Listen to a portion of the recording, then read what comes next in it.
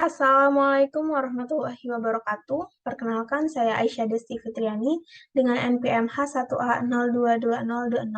Di sini saya akan memaparkan mengenai laporan akhir pembuatan sensor detak jantung yang dilakukan oleh kelompok 1 dengan dosen mata kuliah Bapak Novalio Darata, ST, MSc, PhD.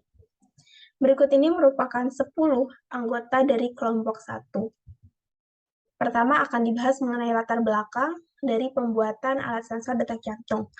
Nah, latar belakangnya itu di mana perkembangan teknologi di masa sekarang yang semakin maju.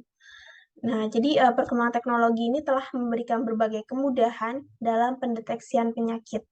Nah, untuk di bidang kesehatan sendiri, telah bermunculan berbagai sensor yang mampu mendeteksi suhu ataupun detak jantung manusia.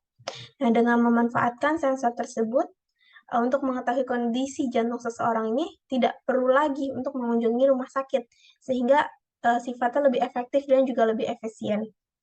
Yang selanjutnya mengenai rumusan masalah, yang pertama itu bagaimana menentukan komponen yang digunakan dalam membuat sensor detak jantung.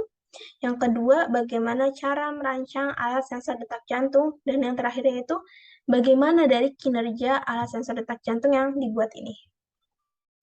Nah, tujuannya sendiri, yang pertama yaitu untuk mengetahui komponen yang dibutuhkan dalam membuat sensor detak jantung. Selanjutnya yaitu memaparkan proses dan cara membuat sensor detak jantung. Dan yang terakhir, untuk mengetahui sistem kerja rancangan sensor detak jantung. Nah, untuk manfaat kegiatannya sendiri, bagi mahasiswa itu sebagai sarana pembelajaran dan menambah wawasan mengenai alat sensor detak jantung.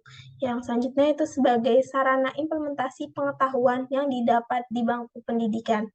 Selanjutnya sebagai kontribusi mahasiswa dalam perkembangan teknologi serta pengembangan riset. Nah, untuk di dunia kesehatannya sendiri, manfaatnya itu sebagai bentuk kontribusi dalam pengembangan teknologi di bidang kesehatan. Nah, untuk tangga pelaksanaannya sendiri, yang pertama kami lakukan yaitu pembuatan dan juga seminar proposal. Nah, ini udah kami lakukan di tanggal 15 September 2022 dan progresnya sudah 100%. Nah, seperti yang terlihat, untuk tahap pertama kami membagi setiap orang ke dalam beberapa tugas. Nah, selanjutnya ada pengerjaan proyek yang dilakukan oleh seluruh anggota kelompok dan persentase kegiatan sendiri sudah 90%, yang mana kami alat yang kami rancang ini masih kurang stabil sehingga perlu ditingkatkan lebih lanjut. Nah, yang ketiga yaitu laporan dan seminar hasil yang saat ini persentase kegiatannya sudah 85%. Dan yang terakhir itu adalah laporan akhir yang dilakukan oleh seluruh anggota kelompok dan sudah 75%. Untuk anggaran biaya yang dikeluarkan untuk pembuatan alat sensor detak jantung, yaitu sejumlah Rp271.000. Nah, untuk hasil dari praktikum pembuatan alat sensor detak jantung yang kelompok 1 lakukan, yaitu pembuatan sensor detak jantung ini diselesaikan pada tanggal 11 Oktober 2022.